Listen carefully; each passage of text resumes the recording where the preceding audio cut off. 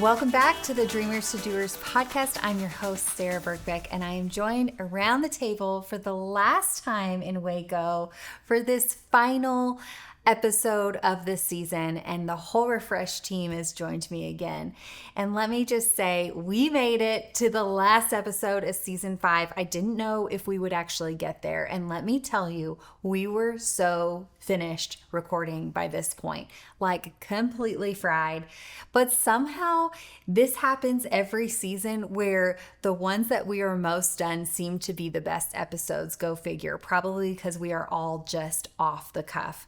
And this Refresh team is completely unplugged and a little unhinged at times. That's probably just me. And a fair warning, at one point, I literally throw the entire book of notes in the air that we had been using for the past 2 days. And I'm pretty sure Taylor Angelo almost had a heart attack on me.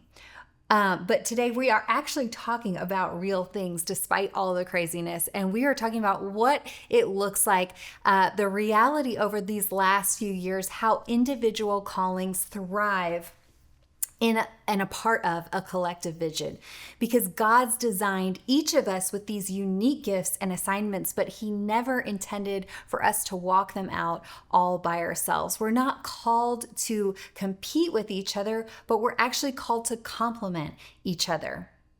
So you are going to get the truest look at our crew as we get very honest about what it looks like to bring individual dreams into this shared crazy vision, and the beauty of stretching and serving as a part of this wild team, and why kingdom work is always better together. Since this is our season finale, we want to hear from you. We want to know, what was your favorite episode? What episodes do you want to hear next season? What topic would you love us to dive into even more? Leave us a comment. Be sure to like, subscribe, and share with all of your friends who this would bless too. And if this season has ministered to you, let us know. And we can't wait to connect with you for the next season. All right, let's finish strong and probably a little unhinged. You're gonna love this episode. I can't wait. Welcome back to the Dreamers to Doers podcast. This, my friends, is the last episode of the season. I just want to throw it out. I'm just kidding. I need those, Taylor. I'm so she's so upset. I kept the one on top though, okay? We're not actually throwing all of the notes. But I wanted to. I was like, guys, can we just ditch the notes on this one? Can we go off the rails? Can we? Can we do Refresh Unhinged? Shoot, I really needed those in order because we have a lot to do after this. We got it. But we are going to just close out with a team episode where we're talking about each of us being made uniquely with our own individual unique callings, but also called collectively to be a part of Refresh, to build the ministry of Refresh together, and then also now this podcast that we're doing together. So what does that look like? How does that play a role in your lives? And I think it probably is going to look a lot different for you guys than it is for me, because this is more, I feel like, of what I'm doing on more of a daily basis. But what does that look like for you guys to personally balance having your own individual callings, but yet being a part of a team, working towards a shared kingdom vision together? What does that look like for you guys? You can't take it seriously. We just got to ditch the notes. What did we want to talk about? Something else we wanted to talk about? No, this is it. No, I'm just kidding. I thought we were going juicy, guys. We're ditching it. I'm just kidding. I'm kidding. We're sticking to the notes. I'd love to know. I will tell you, for me, someone who, you've heard it a million times, but I am very big idea visionary. I want my hands in everything. Being a part of this team has actually been so healing, in the sense of like, I actually get to stay in my lane and not have to worry about everything. So I think being like in health, obviously, really and like sweet. I get to walk in my lane, do what I do, and not worry about I gotta be in everything, and if I'm not in everything, I'm gonna be sad. And it's like, I'm good. And I actually really thrive here, and I'm okay in my little area. Yeah. And even though in my mind I'm like, oh, I can put my hands here, here, here, here, here. Like, I don't even feel the need to do that because I'm so affirmed in my lane and what I do. And like, it's just so fun. But you're also operating in your space outside of that in the things that other things that you're called to do, that you're called to pioneer. And so this is like a breath of fresh air because you're like, guess what? I'm not pioneering this situation. Correct. And like I get to just that's come so be healthy. support, and it's so like, this is almost like my outlet. Like, this is like fun. That's really healthy. And then the fact that, of course, it is something that we're doing to advance the kingdom and do it collectively is just really nice. Well, I've always actually loved teams. Like growing up, I was always part of team sports. I didn't do a whole lot of individual sports. I'm not saying anything against individual sports, but where I felt the most, where I thrived was being part of a team. Even in track, like being part of a relay team, I knew it wasn't just about how well I ran, but other people were carrying the weight of the team. And what I love about being part of this team, besides the fact that it's really fun, like I laugh so hard when we're together. It is actually fun. It really is fun. And it's a gift from the Lord. I mean, truly it's a gift from God. I mean, all good things are from his hand. And so I see that as just a gift from a good father. And it's healthy, which I think too, to your point, like when you have a healthy team where everybody really, I believe all of us kind of know where we're supposed to be. And I don't feel like there's a lot of striving or like trying to be somebody we're not.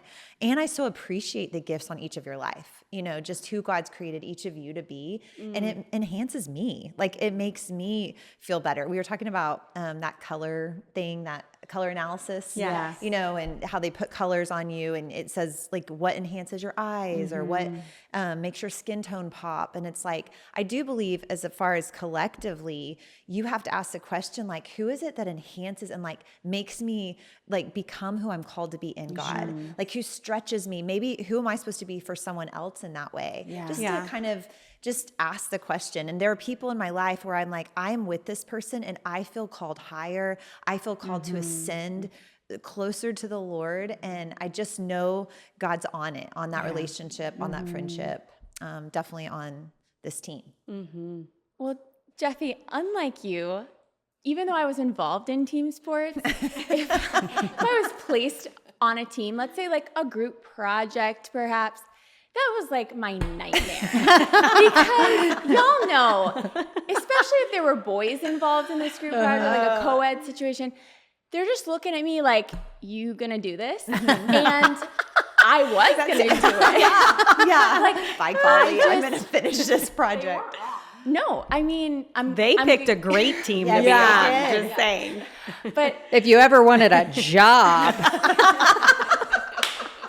Jeffy, sorry. Maybe it was an inside joke. Okay. But there is something so healthy. Teachers knew better than I that we need to exercise those muscles of being on a team. Yeah. And I think what's so beautiful about our team, and Sarah, really an attribute to your leadership, is we all trust each other. And Carolina, like you're saying, we're all in our proper lane that aligns with our giftings. And I trust all of you to carry your weight, ladies. I will but obey. to do the things that are within your callings, in your giftings, and I don't have to do those things. And I love that. I really do. That's a really good thing for me. Amen. Amen. I feel like Refresh in this team is just a really beautiful picture of everyone being in their lane, also striving to be in their lane with excellence, I do feel like we've had a grace upon us, and I think a lot of that comes from maturity.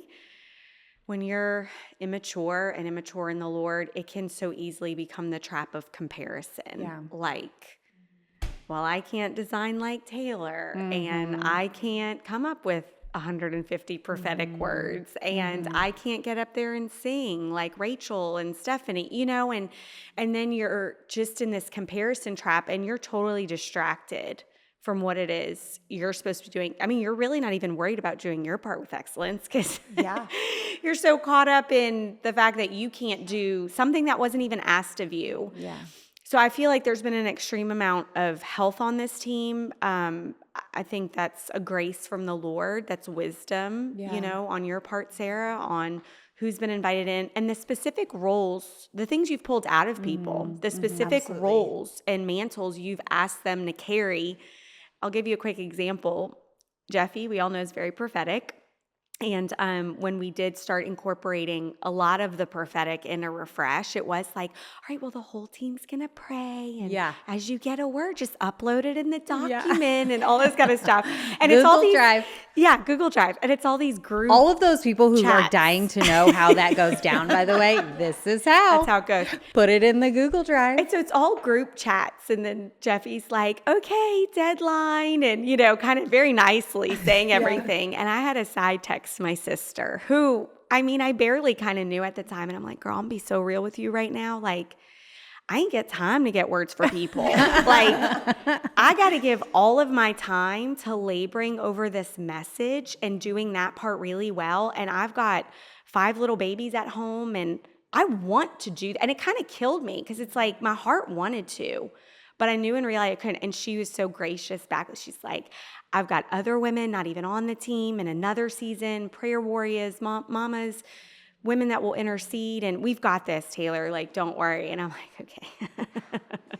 Have you guys had moments of struggling with comparison within this I think team I shared or outside last of it? season, just because, over the last couple years, the 3 of us have spoken a message, usually kind of the lineup. And both of you guys are really funny. I truly I laugh so hard when I'm with you.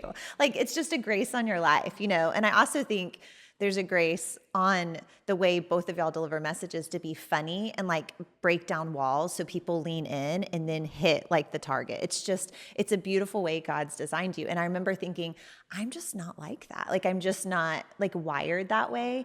And so there was a time where, and also I think I disqualified myself. I don't really know if I'm necessarily a preacher teacher personality, but you have pulled it out of me. No, you actually do. God has put this on your life. And so I've had to just even go through my own, who has God made me to be? What is the purity and authenticity of who I am? Because who I am, my true identity, will translate best than me trying to be any of you, or, vice versa. And so, I think that would probably be something, I struggled with a little bit. I think that's easy to do. I get those surveys back, and every now and again I'm like, I'm sorry, which one? Why am I not ever the favorite on the whole thing? I'm like, and this person knocked it out of the park, and that word was fire. I'm like, where's my name? You guys, was anyone there? Do you know how long it took me to put that together? It just goes without saying. It goes without saying, Sarah. No, I don't need it. I don't need it.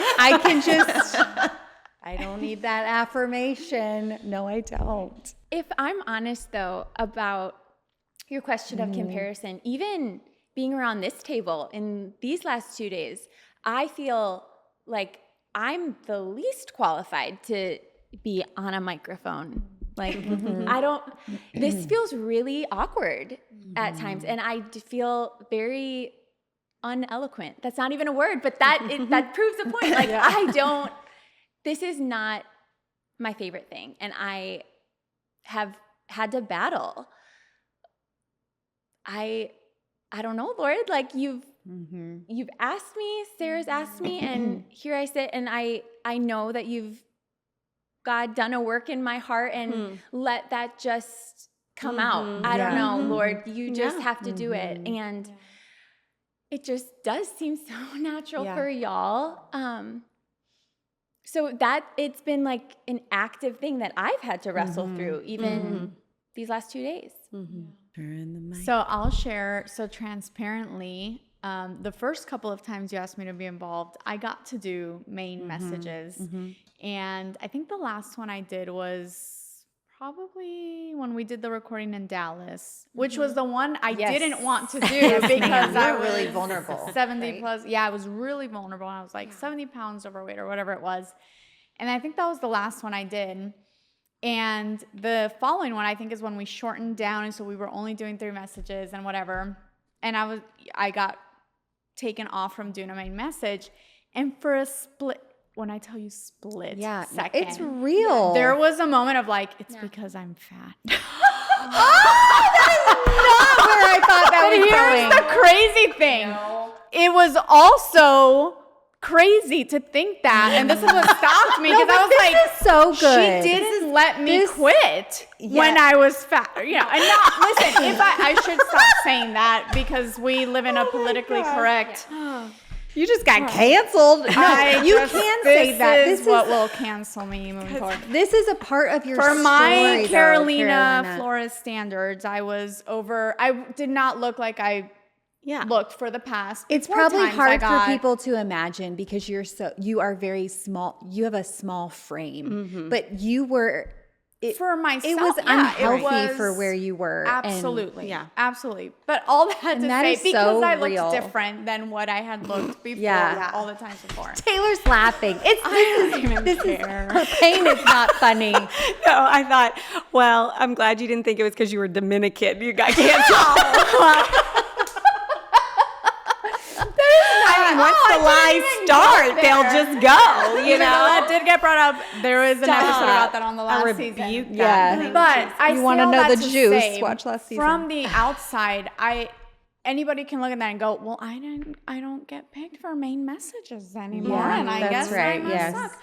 And the reality is that actually, I love that I'm not doing that. And I will tell you why. Not because I don't love teaching or whatever, but I really do think the space where I'm in on this team specifically, I don't think my strongest suit is teaching the word. And I think that takes a very special anointing. I know there's a verse, and Jeffy's going to tell me where it is, but where it says, like, don't be quick to teach or like, You'll receive a stricter judgment. There is a responsibility greater for people who teach the word. And I think there's a difference between getting up and giving a super encouraging, inspirational message, you know, in inspiring people to move into something.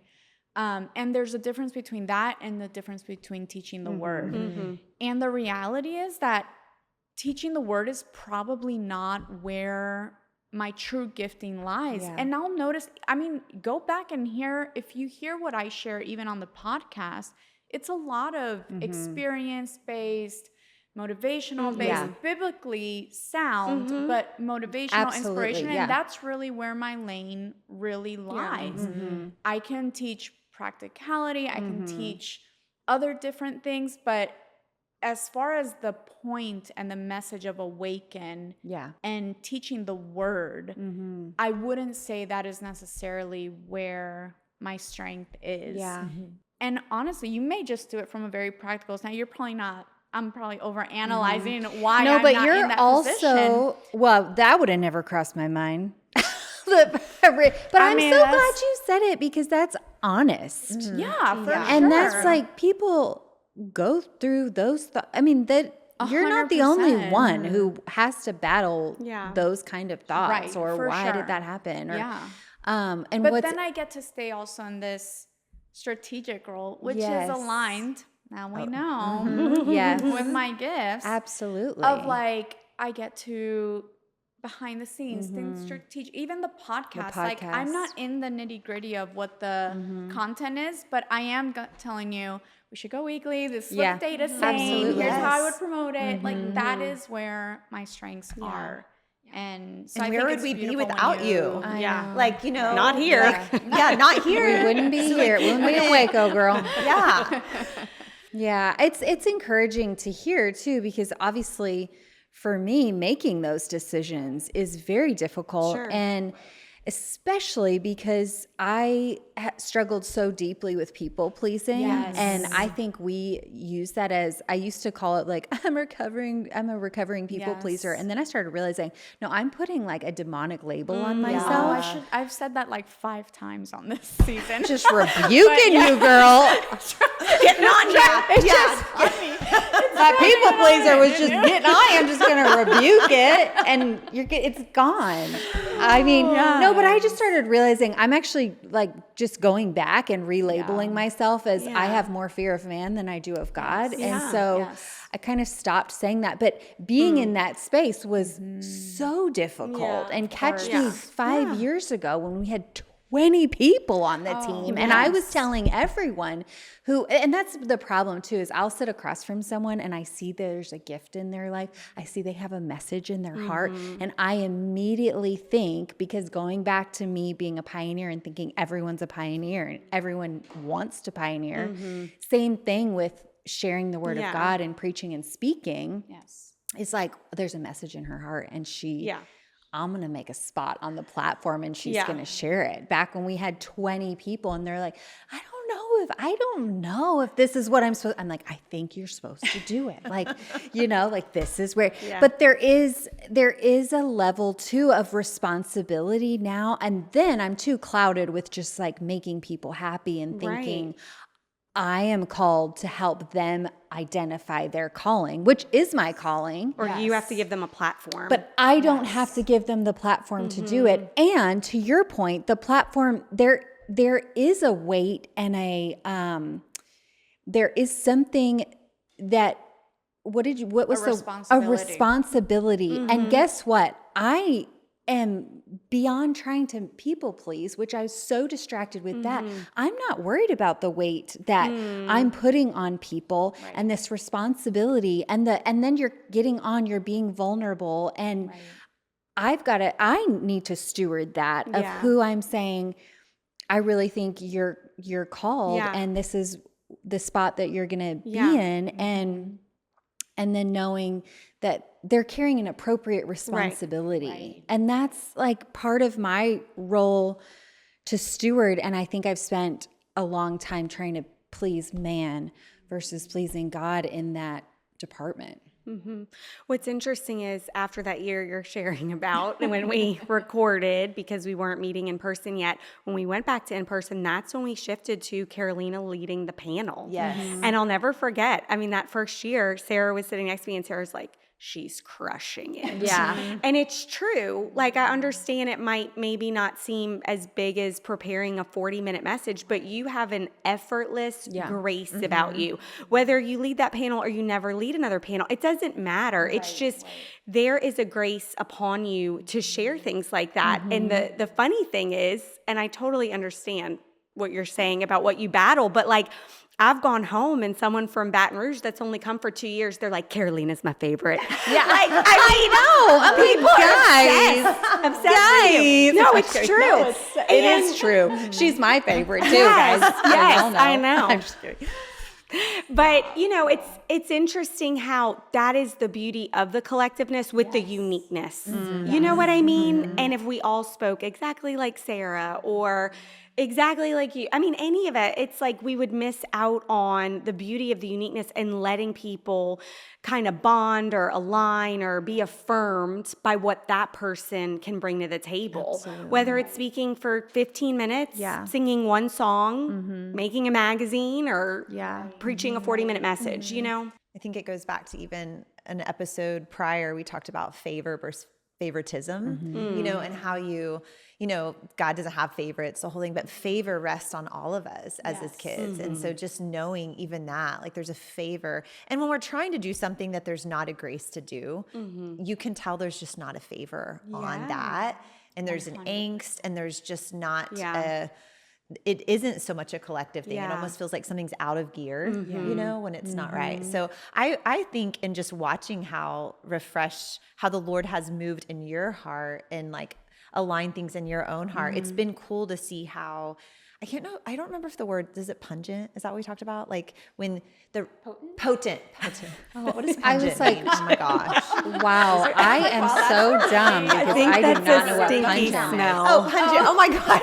That's not the, can is. you It edit that out? pungent? No. Potent. Oh, we're keeping that in. Stinky Keep it smell. in. Keep it in. But potent, like, Yes. and we are in actually a environment, a collective environment. They need potent stuff. Yes. They don't need a whole lot. And you talked about in one of the episodes, respecting people's time. Yes. Time is like the greatest treasure people are going to give usually. And so to have it potent, to know this is what God's told us to share. Yeah. Yes. This is how it's lined up. It feels a lot more potent, but it's important. Yeah. You know?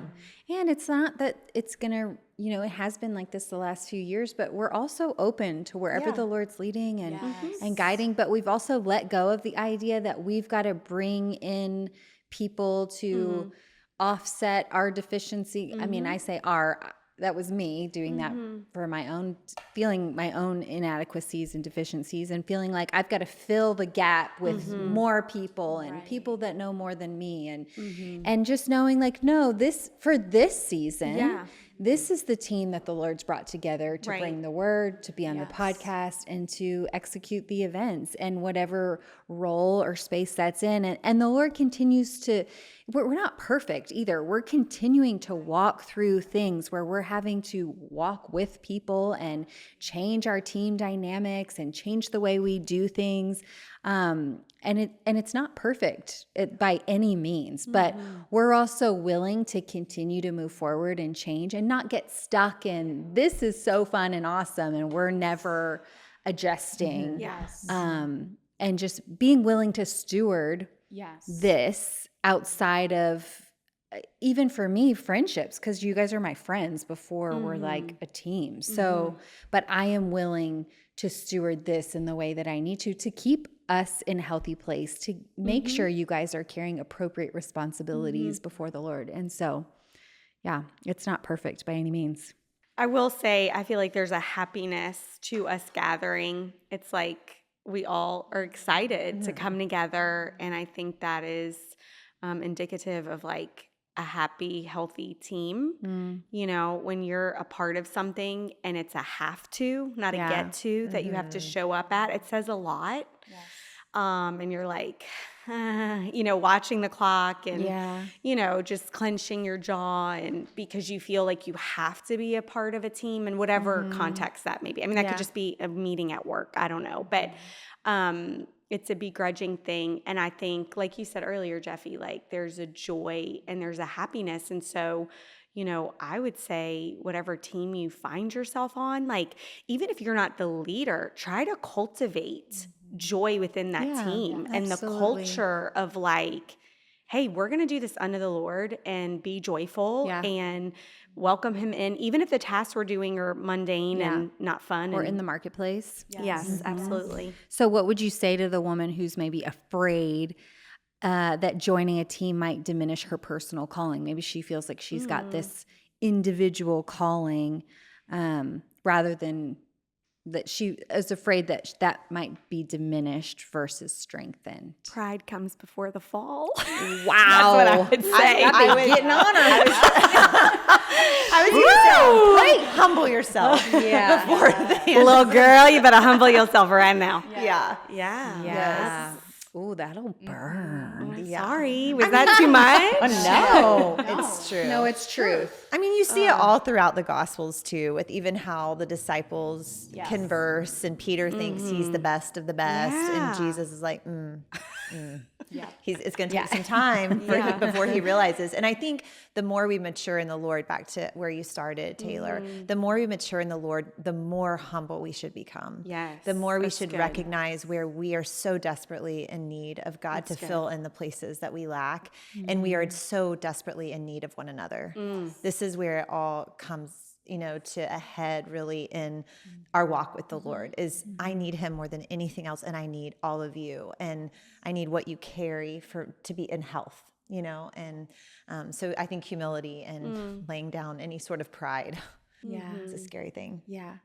And I think it would be hard to be a part of something collective moving forward, and all of you identifying, this is my lane, this is my space, in pride. Yeah. You know? Yeah. So it's a great way to, if that's something you struggle with, is pride, is being a part of a team is actually a great way to submit yourself.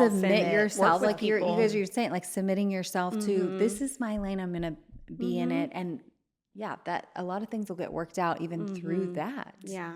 So how are we going to challenge? Yeah. We need a good doers challenge. This is the last doers challenge. What do we tell them, guys? Good.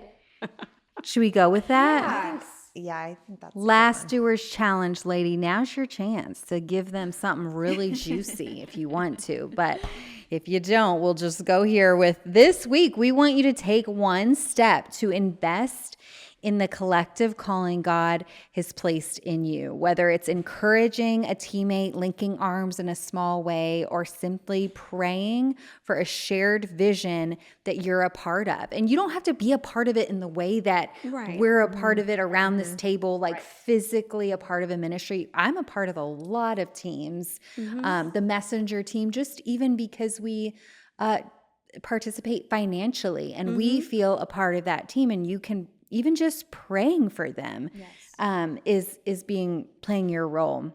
And so ask God to show you how your unique piece strengthens the whole. That's awesome. Yeah. Well, we love you guys. I almost feel like I wasn't sad a couple hours ago that this was ending, but I'm feeling sad now that this is really it. And I really want to honor each of you around this table too for the countless hours that you have poured into making this podcast possible, from Hi Hello Labs, who have just given their guts out for us to produce this, and the work that they'll be doing on the backside. Carlos, shout out to the best producer. Thank you, Carlos. He's so good. Earlier, he was like, hey guys, what if the lighting's bad? Like, what if we just took an hour? Really, we just were tired. Yeah, we told us when our hair was getting crazy. Like, Yeah, y'all are gonna he was all like, need to go "Oh, maybe brush you guys your could hair." brush your hair," but he's done it just ever so gently, and graciously. I am Kind. Such a gentleman. incredibly grateful for the hours that specifically you two also pour into the content that you bring time and time again to refresh. None of these people are getting honorariums here to show up. And over, Carolina, you are gifting with even a flight to get there. And so this is not a collective group of highly paid individuals to show up. And so I really want to honor you guys for all that you have poured in and given. And girls, y'all did the Doers Challenge this week already. You're pouring into the collective vision, and only heaven will tell the reward. And I could never give it, and money would never suffice. I ain't got enough of that. So It's a joy. we love you. Joy. We love you guys. Until next season, let us know what you want to hear about. We can't wait to do this again.